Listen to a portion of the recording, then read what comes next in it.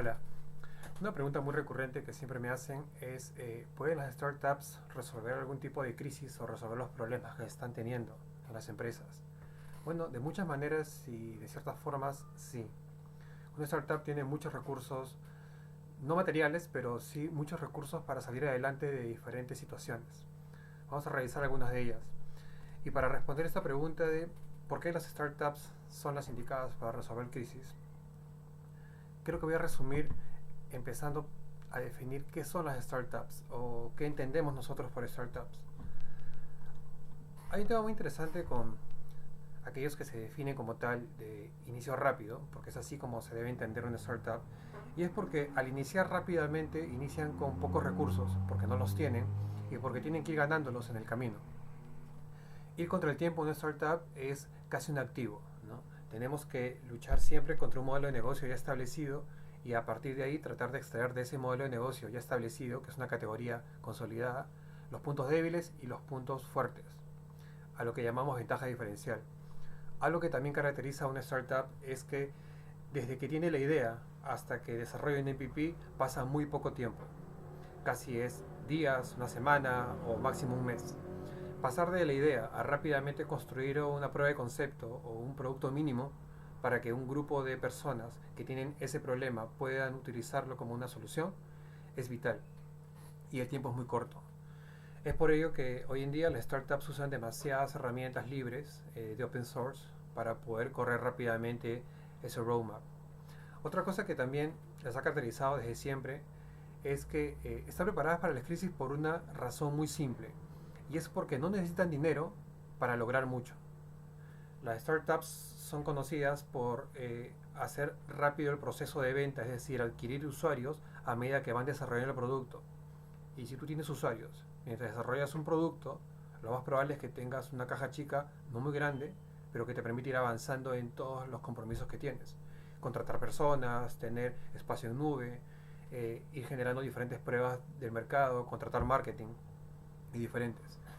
Y eso les permite asociarse muy rápido. Eso de que las startups pueden lograr evangelizar una idea y conseguir rápidamente dos o tres fundadores es muy cierto. Y lo más interesante es que lo pueden hacer a nivel global. Entonces tienes una idea que progresa a ser una prueba de concepto o un producto mínimo viable y luego tienes que en el camino, si tú eres el TI, buscar a alguien que desarrolle el negocio, o si eres alguien del negocio, buscar al de TI o buscar al de marketing o al de operaciones, se vuelve muy simple para una startup. Por lo mismo que inician muy rápido, con pocos recursos, y lo que tienen es su poder de convencer o de evangelizar a otros. Funciona en remoto, que hoy en día ha cobrado gran importancia. De hecho, las startups desde hace 10 años que digamos empezó a hacerse conocida la primera, funcionaron a distancia por default. Es decir, el momento de estar frente a frente es muy corto y desarrollan gran parte de su trabajo casi siempre conectándose en videollamadas o conectándose por mensajería de diferentes países. Eso le da un alcance muy importante y es un alcance muy global. En resumen, eso podría ser una startup. Ahora, ¿cómo una startup puede conectar con la reinvención de una empresa o con la crisis que una empresa está desarrollando? Va a depender de un solo factor y es cómo está construida actualmente o cómo están construidas las bases de esta empresa. Si eres una empresa en un mercado tradicional, lo más probable es que tu modelo de negocio también lo sea. Entonces, las empresas se han construido en base a, es verdad, una idea, pero luego un análisis del tipo FODA, por ejemplo, ¿no? Ese análisis de fortalezas, de oportunidades, de amenazas, los ha llevado a tener un producto. Y este producto ha tratado de ser comercializado de la mejor manera posible y por los mejores canales. Usualmente, ese recorrido, ese roadmap, puede tomarle a un modelo tradicional entre 3 a 6 meses hasta salir al mercado. Y al salir al mercado implica haber generado una gran cantidad de consumo de recursos, económicos principalmente, para llegar ahí, con un equipo mínimo de personas para poder funcionar y con una espalda financiera, como se le suele conocer, para poder avanzar en los próximos 12 o 24 meses. Es el modelo tradicional. El gran problema de ese modelo es que, como lo acabo de mencionar, necesita de muchos recursos. Es decir, no es ligero, no se valida rápidamente. Y cuando ya te has validado es porque han pasado 2 o 3 años y has llegado al punto de equilibrio. En el mejor de los casos, en el primer año. Va a depender mucho de la espalda financiera. En ese modelo tradicional ingresan las startups que vienen básicamente a quebrar todo eso que se ha establecido. Es por eso que las startups funcionan mucho con modelos disruptivos. Para una startup, un modelo disruptivo no es otra cosa que lo que mencioné al principio, es encontrar cuál es el punto débil del modelo tradicional que se quiere romper y rápidamente encontrar la manera de desarrollar una solución que rompa con ese modelo. Usualmente le llaman eso la ventaja única, la ventaja injusta, ¿no? Que es aquello que mi competencia, el modelo tradicional, no puede hacer tan rápido como yo lo haría y tan bien como yo lo haría. Este modelo disruptivo en startups se esquematiza de esta manera, ¿no? Es bastante sencillo, a decir verdad. Una startup genera un modelo de negocio entendiendo que hay dos agentes principales, la empresa y el startup. Es un binomio. Y ambos en conjunto salen frente a alguien llamado cliente consumidor. Pero para que la empresa y la startup se entiendan y ambos puedan co-crear, que es lo que se necesita hoy en día para salir de las crisis, se tiene que plantear un espacio de tiempo, no muy extenso. 21 semanas es lo máximo, lo óptimo es 12 semanas. Desde ese momento, lo que hace la empresa que sufre la crisis y que quiere empezar a utilizar el poder que tiene la startup para avanzar es realizar una búsqueda muy fina. Tenemos la suerte que hoy en día existe cerca de 2 millones a 2 millones y medio de startups formados y trabajando en todo el mundo. Algunas están muy dedicadas a ciertas verticales, como por ejemplo energía, fintech, última milla, o IoTs, que son objetos inteligentes. Están haciendo una gran cantidad de startups que están tratando de resolver problemas con inteligencia artificial. Pero es en la búsqueda y en validar las startups con las que empiezas primero a bocetear una co-creación o una idea donde descansa el 30% del éxito. Hacer un scouting a nivel global tiene muchas variables que en otros capítulos o en otros videos iremos compartiendo. Pero al inicio quedémonos con que si eres fino para encontrar una startup y para validar que la solución pueda ser integrable o pueda funcionar con tu empresa, es un gran primer paso. Luego tienes que reunir durante varias semanas dos objetivos principales, que es la prueba de concepto y el MVP, ambos de la mano. Sé que en el modelo de innovación se tiende a pensar que el POC le da la validación al MVP y que luego debería de seguir avanzando, retroceder para retroalimentar. Pero en mi experiencia es mejor cuando el POC va de la mano con el MVP. ¿Por qué?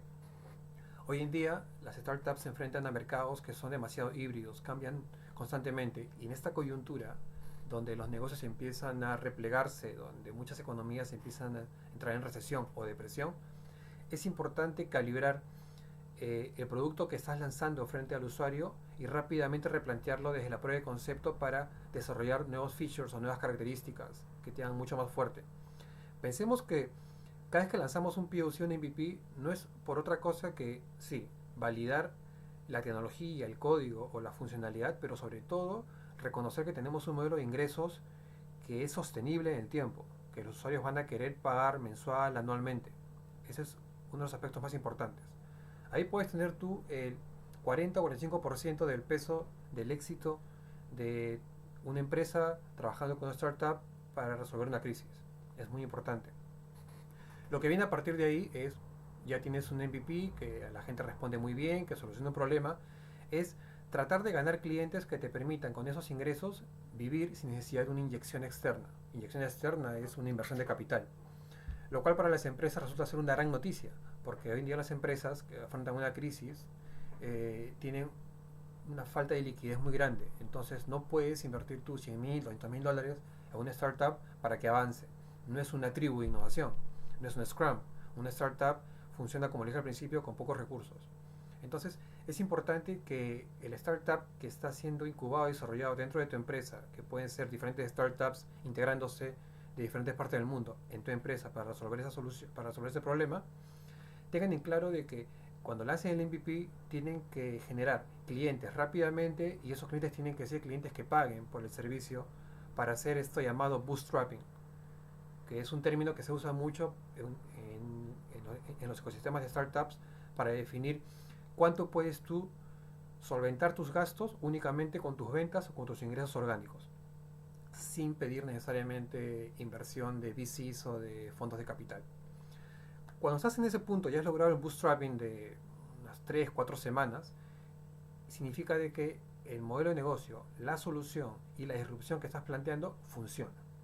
Y funciona bien para la empresa, funciona bien para el startup y para esa amalgama que se ha construido. En ese momento se puede salir al mercado. Ahora, este lanzamiento al mercado puede ser para que la empresa desarrolle una nueva línea de negocio, para la empresa que sufre la crisis encuentre nuevos modelos de ingresos, o para que la empresa empiece a innovar desde dentro digitalmente como un siguiente paso para ganar un mercado o recuperar un mercado que ha perdido. Recordemos que hoy en día la gente tiene menos ingresos disponibles, es algo que se tiene que tomar en cuenta. Hay menos clientes con dinero en el bolsillo y entregando ese dinero para diferentes cosas o para diferentes tipos de compras en una. Entonces, uno tiene que ser muy fino para saber qué modelo de negocio disruptivo va con el modelo tradicional que se está tratando de resolver por lo de la crisis. En este punto, me gustaría hablar de un caso, de cómo, por ejemplo, una startup que es estadounidense, llamada Impossible, pudo innovar el mercado de alimentos, este food tech que es un poco desconocido en nuestros mercados. Básicamente, lo que hizo Impossible es propuso que las plantas entregan el mismo componente proteínico y nutritivo que las carnes. Entonces, Impossible sale como una fórmula en la cual, a través de mixear y procesar los componentes orgánicos y químicos y biológicos de las plantas, se puede producir el mismo sabor, textura y contenido proteínico de la carne, pero en un alimento basado en plantas. Entonces, lo que hacen ellos es transforman el food tech desde utilizar la descomposición química de las plantas para construir nuevos productos que generen una alternativa al consumo de carnes. Básicamente porque hoy en día el consumo de carnes no solamente es que demanda muchos recursos hídricos y energía para producirse, sino de que genera una depredación innecesaria, ¿no? Y si conectamos a eso la cantidad de enfermedades que pueden estarse generando por el consumo de carne, que es otro debate, cobra gran importancia utilizar este tipo de tecnologías basadas, hay que decirlo, en inteligencia artificial. Porque al cerebro humano le costaría mucho, incluso al equipo de científicos y de químicos, entender cómo generar un balance químico, biológico y orgánico entre diferentes plantas para producir un nuevo alimento que sea mucho más sostenible. En cambio, a una máquina, un deep learning que es bien entrenado, le toma muy poco tiempo. Entonces, conviertes a una máquina en un chef y este chef puede a la vez empezar a desarrollar diferentes soluciones que te permita pensar como eso, ¿no?